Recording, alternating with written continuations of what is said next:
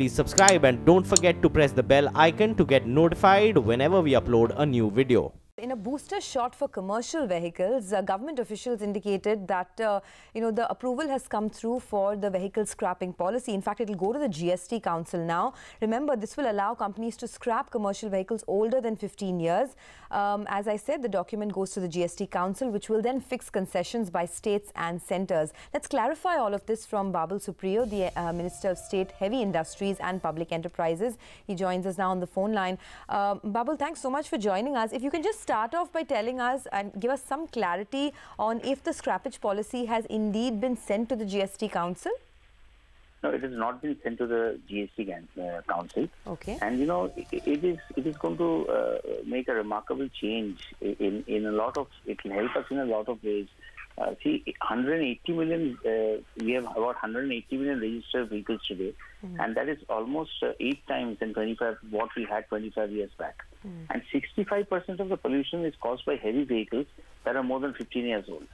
So, this, as we call it, the Voluntary Vehicle Fleet Modernization Program, or VMP,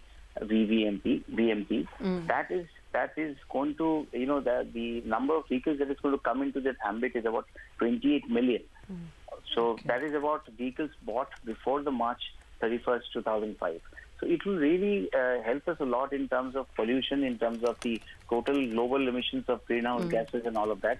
And the policy will boost, as Nitin ji has said, it will bring in, revenue to almost like 10,000 crores. And, the scrapped, the metal, the scrapped plastic and everything, it will also help the car industry manufacture goods, and parts from that recycled material. And that will save a lot of, lot of import taxes as well. So Supriyo, is that what you're looking at in terms of a timeline? March 2005, vehicles manufactured before that to be scrapped? That's right. No, March 31st, 2005. And that's a huge amount. About 28 million vehicles are going to be. Okay, what is the level to which you have discussed this with the states at all? I take your point. You say that it is not yet with the GST Council, but informally several states like Delhi have been struggling with pollution. So what's your sense in terms of how the GST Council will take this? Well, you see, I think that this is a very prudent approach by the government, and to incentivize the entire thing.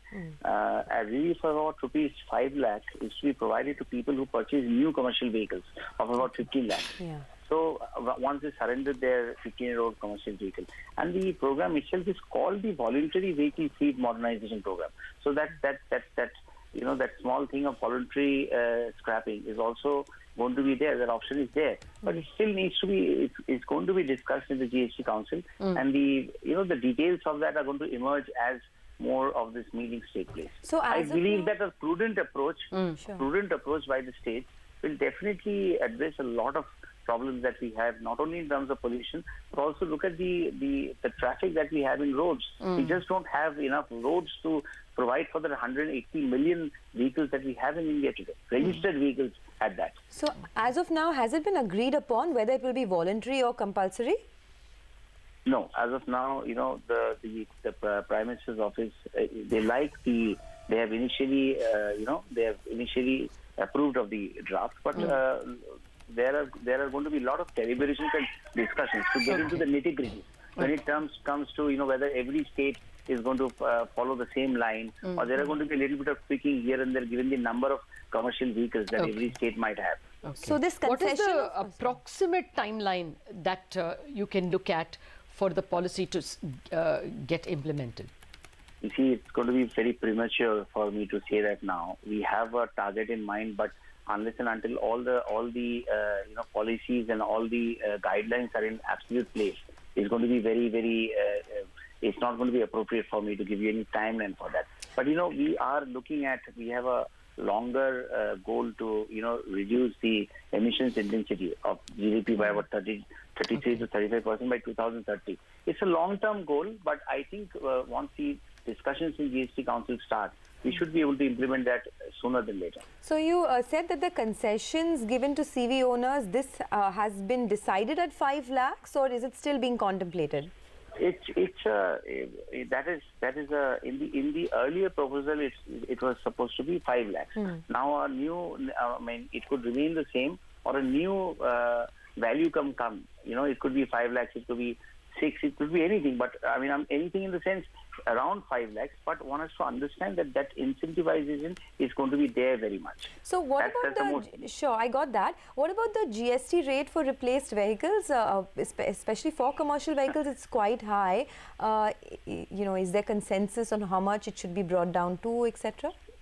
See, that is exactly what is going to be discussed in the GST Council. Okay. So, in terms of GST. So once that is discussed, we can probably come out with many vehicle manufacturers, they are complaining about high GSTs, but one has to understand that whatever is being charged is all that is approved by all the states with their members in the GST Council.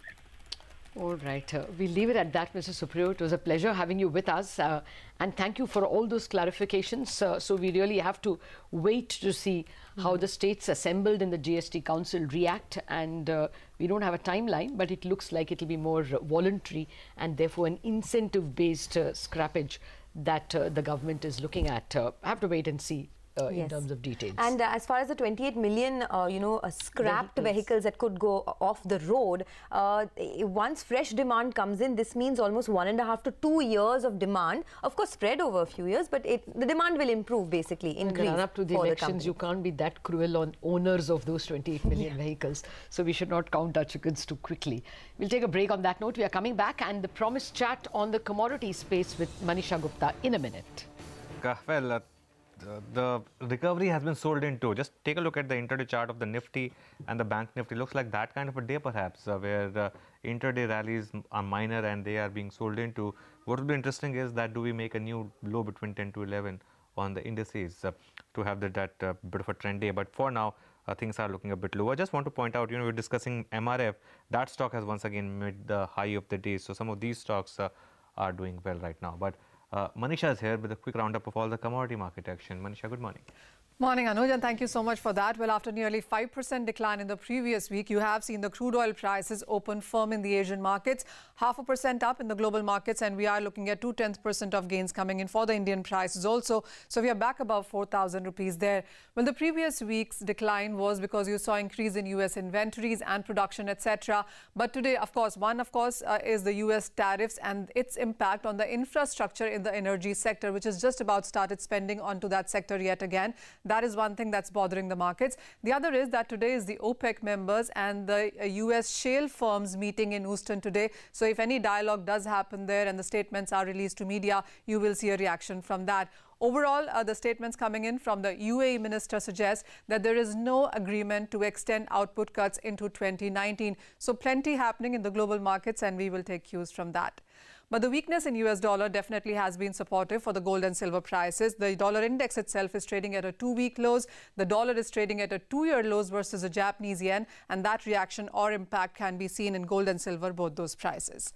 Well, it is about the US tariffs on some metals, steel and aluminum, which have impacted the metal prices for sure. So that sector has opened slightly in the negative. While, of course, it is about increasing tariffs in US, but there are a lot of moving pieces even now. Europe is staring at a steel glut. China is looking to cut 30 million tons of steel in 2018. That is their target. So there are various countries, consumer and producer, trying to tackle their problems when it comes to metals. But overall, that really has impacted in decline in that space. So 0.25% to 1% of decline in what you are looking at Shanghai on LME, and that's how the Indian prices have reacted as well. Trading strategies is what we have from Grow Value. They actually have a buy call across the sector. In crude oil prices, they expect the prices to go up to 4120 in the day today. They also have a buy call in the natural gas prices, targets at 185 on that. And copper as well is a buy call from them for the intraday market. 460 rupees per kg is the target that they have come out with for that. Okay, thank you very much for that, Manisha. Well, it's important to note that we have not had a first good 1 hour on the markets. The Nifty is at the lowest point of the day. The Nifty Bank, which tried to recover, has now seen another bout of selling, and the advanced declines quite never came up from that 4:1 where they started. They remain at about 3.2 stocks in the red for 1 in the green. So market not being able to recover and actually finding selling. If you look at the advanced declines, it tells you the picture very graphically. It is clearly in a bear grip at this point in time. And leading the bear grip perhaps is the stock of Aurobindo. It's seen about a 4% fall, the worst performer in the Nifty itself. Ekta Batra, our expert on pharma stocks, who was the first to get her hand on the 483 form, is here to tell us why you should worry about what the US authorities said about Oro Pharma. Ekta. Well, Lata, just to put it into perspective, this unit 4 that we're talking about is actually a sterile injectables unit. So, injectable facilities which basically manufacture ophthalmology as well as injectable drugs are actually the ones which probably have to have the strictest amount of compliance when it comes to US FDA issues. Secondly, Unit 4 accounts for 25% of the pending ANDAs for Aurobindo at this point in time. So while a lot of the brokerages, for example, even have upgraded the stock, plus they have said that they are low to moderate in nature in terms of the observations, you can't take away from the fact in terms of two things, that they are 9 in number. The observations are totally 9 in number. They have received observations in the past for this particular unit. And secondly, there are a couple of observations which, are a red flag according to a couple of industry officials that I've spoken to. So, for example, the number 2, which says that equipment and utensils are not cleaned and sanitized at appropriate intervals. So that basically, raises fears of probably cross-contamination and is something that could probably take some time to either adhere to or resolve.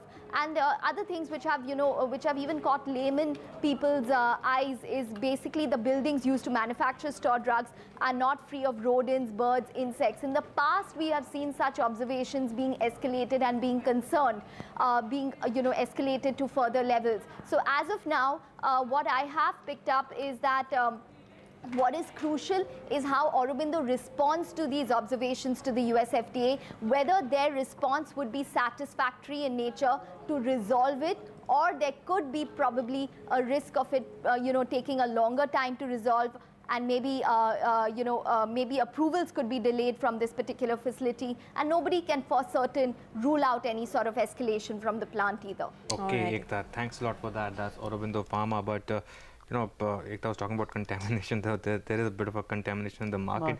Just want to talk about, once again, Tata Motors, of course, we've been talking about this stock, weak sales and that tweet. Just see the intraday chart of Motherson Sumi as well. There are big stocks where it looks like selling is resuming, the FI-dominated stocks. Motherson had that pullback rally. This was the level from which it had that pullback rally. And that's been the heart of the problem, isn't it? They are supplying to European vehicle makers who could be at the receiving end of US ire. So you don't, it's bound to be that people who are in the money will take away some money. Exactly, and that's where I think that's where the market is realizing that, and that's why stocks like Motherson are making the lows of the day for now. We'll wrap up Bazaar on that note. Up next, of course, we have Chartbusters.